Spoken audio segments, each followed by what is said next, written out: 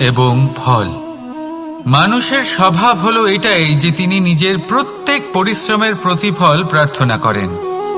বেশিরভাগ সময় এই ফলাফলের চিন্তা করতে করতে, কল্পনা করতে করতে উনি কর্ম করতে থাকেন যে আমি এই কাজটা করলে এই ফল পাবো। সেই সব কল্পনা করতে থাকেন যা না তার হাতে আছে, না আছে অধিকার, আর না আছে নিয়ন্ত্রণ। উনি শুধু নিজের কর্ম করতে পারেন। উনি কি ফল পাবেন তা তার হাতে কখনোই নেই। তাই আপনিও শুধুমাত্র কর্ম করতে থাকুন, ফলের চিন্তা করবেন না। মনে রাখবেন, শিকড় এবং শাখা যেভাবে একে অপরের সাথে জড়িয়ে, সেইভাবেই একে অপরের সাথে জড়িয়ে কর্ম এবং ফল। যেরকম কর্ম আপনি করবেন সেরকম ফল আপনি অবশ্যই পাবেন। তাই এই ফলের আশায় কর্মের সময় কখনোই নষ্ট করবেন না, কারণ যে ব্যক্তি সময় নষ্ট করেন, সময় সেই ব্যক্তিকে অবশ্যই নষ্ট করে দেয়। কর্ম করুন নিঃস্বার্থভাবে, ফলের চিন্তা করবেন না, আর আমার সাথে ভালোবেসে বলুন রাধা রাধা।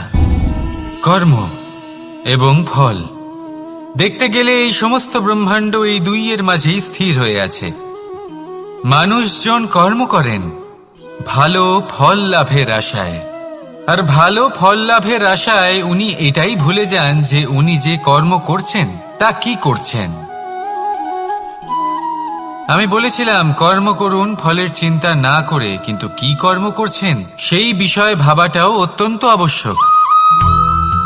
নয়তো অনেক সময় আমরা এমন কর্ম করে ফেলি যা না চাইতেও বিষে পরিণত হয়, যা হয়েছে দুঃশাসনের সাথে, দুর্যোধনের সাথে, গুরু দ্রোণের সাথে। একজনের মানসিকতা উচিত ছিল না, একজনের বিবেক উচিত ছিল না, আরেকজন যে পক্ষ নির্বাচন করেছিলেন সেই পক্ষ উচিত ছিল না। আর যা কিছু ওনাদের সাথে হলো, আপনার, আমার, আমাদের সকলের সাথে তা হতে পারে। আমি বলেছিলাম কর্ম করুন, ফলের চিন্তা করবেন না, কিন্তু এই কর্মের বিষয়ে বিচার করে দেখাটাও ততটাই আবশ্যক। দেখুন, কর্ম করার উচিত প্রক্রিয়া ফলের চিন্তা না করা, কিন্তু যদি আপনার কর্ম শুভ হয় তাহলে তার ফলও নিয়তি আপনাকেই দেবে। সর্বদা কর্ম করার সময় এটা ভাবুন যে আপনার এই কর্ম এই সংসারকে, এই সমাজকে, আপনার পরিবারকে, আপনার আশেপাশের মানুষজনকে কোন দিশায় নিয়ে যাবে। যদি এটা সবার জন্য মঙ্গলময় হয় তাহলে কর্ম করতে থাকুন। আর হ্যাঁ, নিশ্চিত রূপে ফলের চিন্তা করবেন না। আসুন আমার সাথে ভালোবেসে বলুন রাধা রাধা। বটবৃক্ষের বীজ সর্ষের দানার থেকেও ছোট হয়, কিন্তু যখন তা নিজের রূপ ধারণ করে তখন তা বিশাল বৃক্ষের আকার ধারণ করে, যা সহস্র বছর ধরে বেঁচে থাকে, ছায়া প্রদান করে, পাখিদের আশ্রয় প্রদান করে, আর দেয় পথচারীদের বিশ্রাম করার স্থান। কেন? কারণ সেই ছোট বীজ তা মাটির ভেতরে গিয়ে নিজের খোলস ত্যাগ করে। অন্ধকারে থাকে সে, যতই আলো আসুক না কেন, যতই বর্ষা আসুক না কেন, সব সহ্য করে। আর তারপরে একটা চারা গাছ অঙ্কুরিত হয়, তারপর ধীর গতিতে একটা বিশাল বৃক্ষতে পরিণত হয়। দেখুন, জীবনে কঠিন সময় আসে, এই জন্য নয় যে আপনি হার মেনে নেবেন, এই জন্য আসে যাতে আপনি ভবিষ্যৎ নির্মাণের জন্য নিজেকে তৈরি করতে পারেন। যদি কঠিন সময়ে আপনি ওই বীজের মতো দৃঢ় হয়ে থাকতে পারেন, তাহলে আপনিও একদিন সেই বিশাল বৃক্ষের মতো নিজের অস্তিত্ব গড়ে তুলতে পারবেন, যা সহস্র বছর পর্যন্ত মনে রাখা হবে। আসুন আমার সাথে ভালোবেসে বলুন রাধা রাধা। এই ব্রহ্মাণ্ড কত বৃহৎ, তাই না? যার সম্মুখে এই পৃথিবীকেও একটা বিন্দুর মতো মনে হয়। আর এই পৃথিবীতে আমরা কে হই, আমাদের আকার কিরকম, আমাদের অস্তিত্বই বা কি? যখন আমরা এভাবে ভাবি তখন মনে হয় আমরা কিছুই নই। তা আমরা যখন কিছুই নই, তাহলে আমরা এত চিন্তা করি কেন? কি ভেবে ভয় পাই? কাকেই বা এত ভয় পাই? কে আমাদের মারতে পারে আর কেই বা আমাদের জন্ম দেবে? আত্মার আসলে না কখনো জন্ম হয় আর না কখনো মৃত্যু। আত্মা শুধুই শরীর বদল করে। আপনি, আমি, আমরা সকলে এই শরীর নয়, আমরা হলাম আত্মা, যা হলো পরম আত্মার পরম অঙ্গ। সেই জন্য মনে রাখবেন, বাইরের কোথাও দেখবেন না, নিজের অন্তরের গভীরে গিয়ে দেখুন, আত্মাকে উপলব্ধি করতে শিখুন। ক্লেশ, ভয়, চিন্তা, এই সব কিছুর থেকে নিজেকে দূরে রাখুন, তাহলেই উপলব্ধি করতে পারবেন পরমাত্মাকে। তাহলে আসুন আমার সাথে ভালোবেসে বলুন, রাধা রাধা। পরিবর্তন এই সংসারের শাশ্বত নিয়ম। কোন রাজা নেই যিনি চিরকাল রাজা থাকেন, কোন ধনী ব্যক্তি নেই যিনি চিরকাল ধনী থাকবেন। এই সংসারে সূর্যের স্থান নেওয়ার জন্য চন্দ্রিমার আগমন ঘটে। কোন স্থান যাকে পতিত বলা হয়েছিল সেখানে মহল তৈরি হয়েছে। কোন স্থান যাকে আজ মলিন বলা হয়েছে কাল সেখানে মন্দিরও স্থাপন হতে পারে। কোন ঋতু চিরকালের জন্য থাকে না, কখনো সময় চিরকাল একরকম থাকে না। আজ যে আপনার কাছে রয়েছে কাল অন্য কারোর ছিল, আজ যে আপনার কাছে রয়েছে কাল তা অন্য কারোর কাছে চলে যাবে। আপনার সাথে কিছু থাকলে তা হলো আপনার কর্ম, কিন্তু সেই কর্মের পরিণামও আপনার নয়। আপনি শুধু কর্ম করুন, বাকি সবকিছুই পরিবর্তনশীল। কিন্তু সেই পরিবর্তনকে দেখে ভয় পাওয়ার প্রয়োজন নেই, তাকে স্বাগত জানান। যদি আপনি হাসি মুখে সেই পরিবর্তনকে স্বাগত জানান, তাহলে এই পরিবর্তনও হাসি মুখে আপনার সাথে থাকবে। আসুন আমার সাথে ভালোবেসে বলুন, রাধা রাধা। সঞ্চয়। মানুষের যখন থেকে বোধবুদ্ধি হয় সঞ্চয় করতে আরম্ভ করে দেন। সঞ্চয় করতে থাকেন ভোজনের, সঞ্চয় অর্থের, সঞ্চয় শক্তির। নিজের জন্য করেন, নিজের পরিবারের জন্য করেন, নিজের স্ত্রীর জন্য করেন, সন্তানের জন্য করেন, সন্তানের সন্তানের জন্য সঞ্চয় করেন। সঞ্চয় করার জন্য ওনার কাছে অনেক কারণ রয়েছে, কারণ উনি এটা ভাবেন যে এই সঞ্চিত শক্তির জন্য কেউ ওনার কোনো ক্ষতি করতে পারবে না। মানুষ ভুলে যান একটা গুরুত্বপূর্ণ কথা, এই সত্য, উনি এই সংসারে খালি হাতেই এসেছিলেন, আর এখান থেকে ওনাকে খালি হাতেই যেতে হবে। যা এখানকার তা এখানেই থেকে যাবে। আর যদি কিছু ওনার সাথে যায় তা হলো ওনার কর্ম, আর কিচ্ছু নয়। তাই যদি কিছু অর্জন করতে চান তাহলে শুভ কর্ম অর্জন করুন, আত্মশক্তি অর্জন করুন, কারণ পরলোকে এটাই হবে আপনার সম্পত্তি। তাহলে কি এটা আপনি অর্জন করতে চান না? আসুন আর আমার সাথে ভালোবেসে বলুন, রাধা রাধা। সদিচ্ছা। দেখতে গেলে 3 অক্ষরে তৈরি এই শব্দ, কিন্তু সমস্ত ত্রিলোক তার উপরেই আধারিত। আপনি এই সংসারে এসেছেন, তখন অবশ্যই শ্বাস নেবেন, কিন্তু তার বদলে আপনাকে কিছু তো দিতেই হবে। আপনার উপর নির্ভর করছে আপনি কি দেবেন। কি দেবেন এই সংসারকে, এই সমাজকে, নিজের পরিবারকে, আর তার বদলে কি নেবেন? যশ নাকি অপযশ? দেখুন, এক ছিল রাবণ, যে কিনা সমুদ্র পার করল সীতাকে অপহরণ করার জন্য, আর এক ছিলেন রামচন্দ্র, যিনি সমুদ্র পার করেছিলেন, সেতু বানিয়ে গিয়েছিলেন সীতাকে ফিরিয়ে নিয়ে আসার জন্য। দুজনেই সমুদ্র পার করেছিলেন, শুধু পার্থক্য ছিল সদিচ্ছাকে বোঝার, লক্ষ্যের। অনেক মানুষের যাত্রা একরকম হতেই পারে, কিন্তু আনন্দ তখনই লাভ করবেন যখন লক্ষ্য শুভ হবে, মহান হবে। এই লক্ষ্য দিয়ে এই সংসারের কল্যাণ হবে এবং মানুষের সম্মান হবে। যদি আপনার সংকল্প উচিত হয় তাহলে আপনার লক্ষ্য উচিতই হবে, নয়তো শুধুমাত্র বিনাশ হবে। আর উচিত এটাই হবে যে বিনাশের হাত থেকে যেন নিজেকে বাঁচানো যায়, কি বলেন? তাই জীবনে যে লক্ষ্য স্থির করছেন মনে রাখবেন তা যেন শুভ লক্ষ্য হয়। যদি এরকম হয় তাহলে আপনার যাত্রা, আপনার জীবন দুটোই শুভময় হবে। আসুন আর আমার সাথে ভালোবেসে বলুন, রাধা রাধা। সুরক্ষা। এই সুরক্ষা আসলে কি? এটা কি কোনো কবচ নাকি কোনো সীমা? এই সুরক্ষা আসলে অন্য কিছু। আমাদের মাতা পিতা, আমাদের প্রিয়জন, আমাদের বন্ধু, এই সমাজ, আমাদের শুভাকাঙ্ক্ষী, আমাদের আত্মীয়, এনারা সবাই আমাদের জীবনে কোনো না কোনো ভাবে সুরক্ষা দিয়ে থাকেন, একটা কবচ দিয়ে থাকেন কোনো না কোনো রূপে। কিন্তু দেখতে গেলে আমাদের পরাক্রমের পথে আমাদের বীরত্বের পথে, আমাদের সাহসের পথে এই সুরক্ষাই সব থেকে বড় বাধা হয়ে দাঁড়ায়। একবার ভেবে দেখুন, যদি আপনি কোনো সুরক্ষাই না পান, বা যদি আপনি এই সুরক্ষা ভেঙে বাইরে আসতে পারেন, তাহলে আপনার বীরত্ব চরম সীমায় পৌঁছে যায়। কেন? কারণ তখন আপনি জানেন যে এই সংসারের সম্মুখীন আমাদের নিজেদেরই হতে হবে। আপনি বুঝে যান যে শত্রুর সম্মুখীন এবার নিজের বলের দ্বারা, নিজের পরাক্রমের দ্বারা, নিজের সাহসের দ্বারা করতে হবে। আর তখন আমাদের মনের মধ্যে এই শক্তি জাগ্রত হয়। এই শক্তি অন্তরেই বসবাস করে। শুধু এটা চিনে নিতে হবে, একে জাগ্রত করতে হবে। আর এটা সুরক্ষা ভেঙে যাওয়ার পরেই সম্ভব হয়।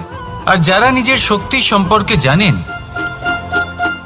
যিনি নিজেই জানেন তিনি কতটা শক্তিশালী, তিনি নিজেই নিজের সুরক্ষা কবচ চিরকালের মতো ভেঙে ফেলে দেন, ঠিক কর্ণের মতো। আর তারপরে দেখুন, আপনার পরাজয় হোক বা বিজয়ী হোক না কেন, সেটাই অনেক বড় হয়, সেটাই প্রশস্ত হয়ে থাকে। সেই জন্য ত্যাগ করুন নিজের ভয়কে, নিজের আশেপাশের এই সুরক্ষা চক্রকে ভেঙে ফেলুন। আর সম্মুখীন হন এই সংসারের নিজের শত্রু সম্মুখীন হন।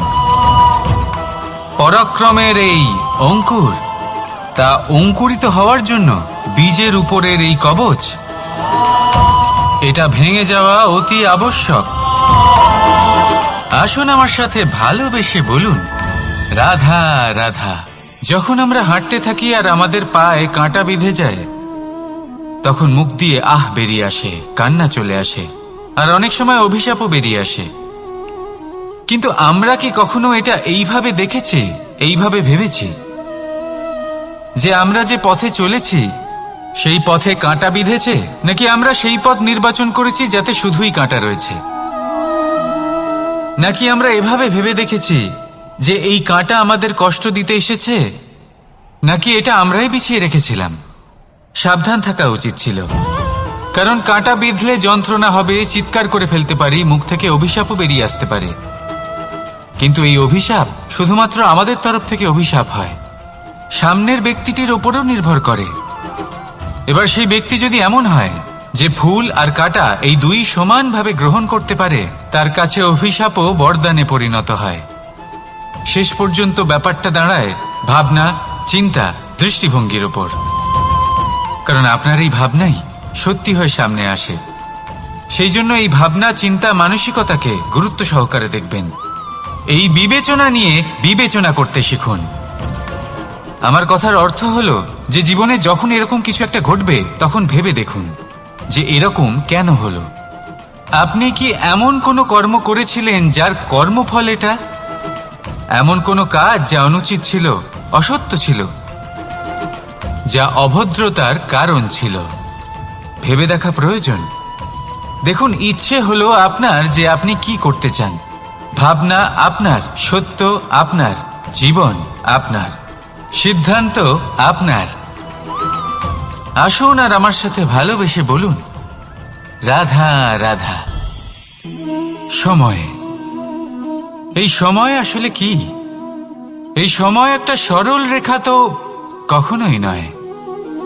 সময় হলো একটা চক্র, যেখানে এর আদি সেখানেই হলো এর অন্ত, আর যেখানে তা শেষ হয় সেখান থেকেই তার শুরু হয়। এই সময় একটা অত্যন্ত বিচিত্র চিন্তা, বিচিত্র ভাবনা, একটা বিচিত্র বস্তু যা কেউ বুঝতে পারেন না। এই সময়ের লীলা, এর কোনো প্রমাণ নেই, কোনো জ্ঞান নেই, কোনো পরিমাপ নেই। শুধু এটুকু আমরা জানতে পারি, যেখানে শেষ হবে সেখান থেকে একটা নতুন সূচনাও হবে। যা আজ আপনার কাছে আছে, কাল অন্য কারোর কাছে যাবে, তারপরে তার কাছ থেকেও অন্য কারোর কাছে যাবে, তারপরে তার থেকেও ছিনিয়ে নেওয়া হবে। এই নিয়তির একজনের কাছ থেকে অন্যজনের কাছে আদান প্রদানের এই সময় হলো আপনার সময়। এই সময়ের সদ্ব্যবহার করুন, এই সময়কে বাঁচুন। আপনাকে শুধু এটাই সুনিশ্চিত করতে হবে যে আপনি কোন পক্ষে আছেন। আর সত্যি বলতে কি, আপনার জীবনের পরিণাম নির্ভর করে আপনার নির্বাচনের ওপর। আপনি কোন পক্ষ নির্বাচন করছেন। তাহলে মনে রাখবেন, জীবনে সেই পক্ষই নির্বাচন করবেন যা চয়ন করার পরে আপনি সুখ অনুভব করবেন, আপনি সন্তোষ লাভ করবেন, প্রসন্নতা লাভ করবেন। আর আমি এটাই সুনিশ্চিত করব যে এই পক্ষ যেন শান্তির পক্ষ হয়, এই পক্ষই যেন প্রেমের পক্ষ হয়। তাহলে চিন্তা করবেন না, আর আসুন আমার সাথে ভালোবেসে বলুন, রাধা রাধা। দৃষ্টি আর দৃষ্টিভঙ্গি, এই সমগ্র লীলা হলো এই দুইয়ের। বিচিত্র হতে পারে, কিন্তু এটাই সত্যি। এবার আপনাকে একটা উদাহরণ দিয়ে বোঝাই। অনেক সময় আপনি কোনো ব্যক্তিকে এটা বলতে শুনবেন যে আমি আমার নিজের উপরে গর্ব করি, আমি নিজেকে নিয়ে গর্ব করি, আমি খুব ভালোভাবে আমার মা বাবার সেবা করি, ওনাদের আমি সবসময় সুখী রাখি, ওনাদের আমি একটা বাড়ি দিয়েছি, সকল সুখ সুবিধা দিয়েছি, ওনাদের জীবনে প্রত্যেক জিনিস দিয়েছি আর দেব যা তাদের প্রয়োজন। এবার আমাকে বলুন যে আপনি কে হন। আপনি হলেন সেই বীজ যা আপনার মাতা পিতা রোপণ করেছেন। আপনার মা বাবাই আপনাকে এই সংসারে জন্ম দিয়েছেন। এবার এই সব কথার কি তাৎপর্য? এই হলো সেই ব্যক্তির দৃষ্টিভঙ্গি। এবার দেখা যাক এই প্রকৃতি আমাদের কি শেখায়। কখনো কোনো গাছকে দেখবেন, যখন সেই গাছে ফল আসে, সে মালিকে এটা বলে না যে দেখো আমি তোমাকে ফল খেতে দিচ্ছি। সেই বৃক্ষ এটা বলে না যে দেখো আমি তোমায় আহার করতে দিচ্ছি, কারণ ও জানে যে এটা হলো সেই মালির পরিশ্রম, এটা হলো তারই কর্মের ফল, আর এটা তারই পাওয়া উচিত। সে বলে যে তোমার জিনিস তোমাকেই অর্পণ করলাম, এ আমার জিনিস নয়। ও জানে সেই মালির গুরুত্ব আসলে কি, এটা হলো তার দৃষ্টিভঙ্গি। সেই জন্য আপনি জীবনে কোন ব্যক্তির মধ্যে, কোন পশু পাখির মধ্যে, কোন প্রাণীর মধ্যে, কোন পরিস্থিতিতে, কোন আবেগের মুহূর্তে কি দেখতে পাচ্ছেন, সেটা আপনার দৃষ্টিভঙ্গির উপরে নির্ভর করছে। তাই নিজের মনে ধনাত্মক ভাব জাগ্রত করুন, শুভ চিন্তা নিয়ে আসুন।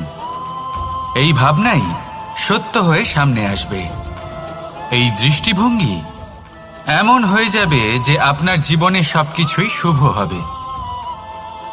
তাহলে আসুন আর আমার সাথে ভালোবেসে বলুন, রাধা রাধা। প্রতিশোধ অথবা কাউকে দুঃখ দেওয়ার ভাবনা, যদি এটা আপনার মনে থাকে, তাহলে আপনি নিজের মনেই যন্ত্রণার একটা বিশাল বৃক্ষ রোপণ করছেন, এটা মনে রাখবেন। কারণ কাউকে দুঃখ দেবার এই ভাবনা, এটা হলো সেই বীজ যা আপনার মনেই পতিত হবে, আপনার মনেই অঙ্কুরিত হবে, আর আপনার মনেই একটা বিশাল বৃক্ষরূপে বেড়ে উঠবে। জীবন আপনার, কর্ম আপনার, কাউকে দুঃখ দেবার ভাবনা আপনার ছিল, এই বৃক্ষ হলো আপনার, তাই এর ফলও আপনিই পাবেন, যা গ্রহণও আপনাকেই করতে হবে। মনে রাখবেন, যে মানুষ এটা ভাবে যে আমি ওকে দুঃখ দেব, ওকে কষ্ট দিতে চাই আমি, সেই মানুষই দুঃখ আর কষ্ট পেয়ে থাকে। যদি সেই জায়গায় আপনি এটা ভাবেন যে আমি কাউকে সুখী করে তুলতে চাই, কাউকে সুখ প্রদান করতে চাই, তাহলে তারও বীজ আপনার মনেই রোপণ হবে, বৃক্ষে পরিণত হবে, যার ফলও আপনিই পাবেন। এখানে বিষয়টা হলো শুধু মানসিকতার চিন্তা, যা সত্য হয়ে আপনার সামনে আসে। তাহলে এই মানসিকতা শুভ করুন, সবার জন্য মঙ্গল কামনা করুন। অন্যের মনে আপনার জন্য ভালো চিন্তা থাকুক বা না থাকুক, আপনি সবার জন্য শুভ চিন্তা করে কর্ম করতে থাকুন, তাহলে আপনার সাথেও ভালোই হবে। তাহলে আসুন আর আমার সাথে ভালোবেসে বলুন, রাধা রাধা।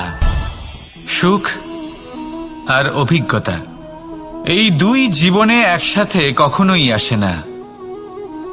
মনে রাখবেন, যেখানে সুখ থাকে সেখানে অভিজ্ঞতা থাকে না, আর যখন এই সুখ আমাদের জীবন থেকে দূরে চলে যায়, তখন আমাদের জীবনে আসে এই অভিজ্ঞতা।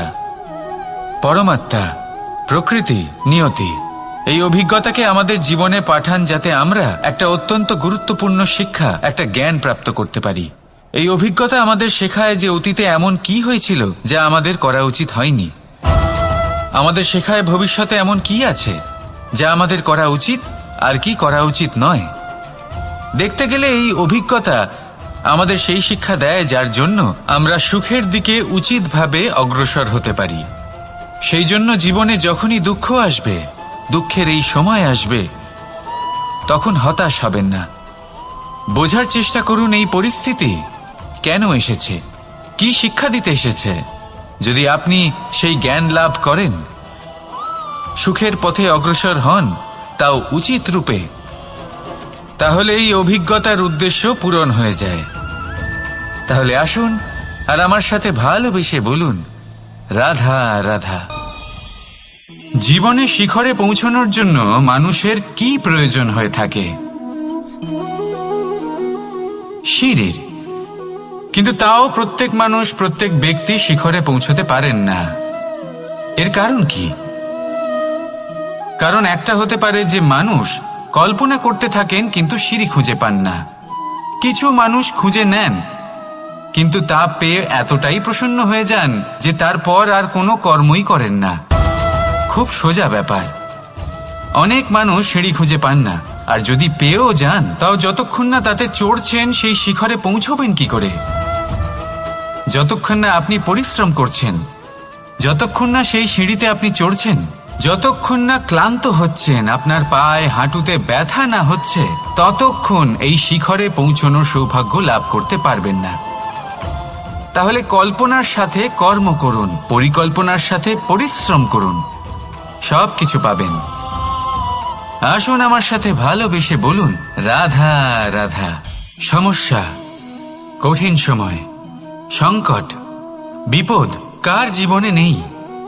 প্রত্যেকের জীবনে আছে। কিন্তু আমাকে একটা কথা বলুন, যদি নৌকায় ঢেউকে ভয় পেতে শুরু করে, তাহলে সাগর পার করবে কে?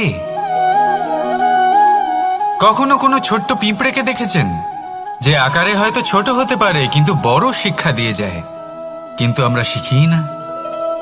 এবার দেখুন একটা পিঁপড়েকে, যে ভোজনের খোঁজে বাইরে বের হয়, একটা ছোট্ট দানা তুলে নেয়। ছোট দানা তোলে কারণ তার থেকে বেশি সে তুলতেই পারবে না। সে দানা নিয়ে চলতে শুরু করে, কোনো দেওয়ালে উঠে পড়ে, আবার পড়েও যায়। সেই দানা দূরে কোথাও একটা পড়ে যায়, তা আবার খোঁজে, তুলে নেয়, আবার চলতে থাকে। পড়ে যায়, আবার ওঠে, পড়ে যায়, আবার ওঠে। সেই দানাটা রেখে দেয়, আবার বেরিয়ে পড়ে ভোজনের খোঁজে। পরিশ্রম করতে থাকে কিন্তু হার মানে না। এই শিক্ষাই তো আমাদের প্রাপ্ত করতে হবে। নিরন্তর পরিশ্রম আর নির্ভীক হয়ে কর্ম করে যেতে হবে। এটাই হলো সাফল্যের মাধ্যম, এটাই হলো জয়ের মন্ত্র, অচ্যুত অজয় অস্ত্র। তাহলে আসুন আর আমার সাথে ভালোবেসে বলুন, রাধা রাধা।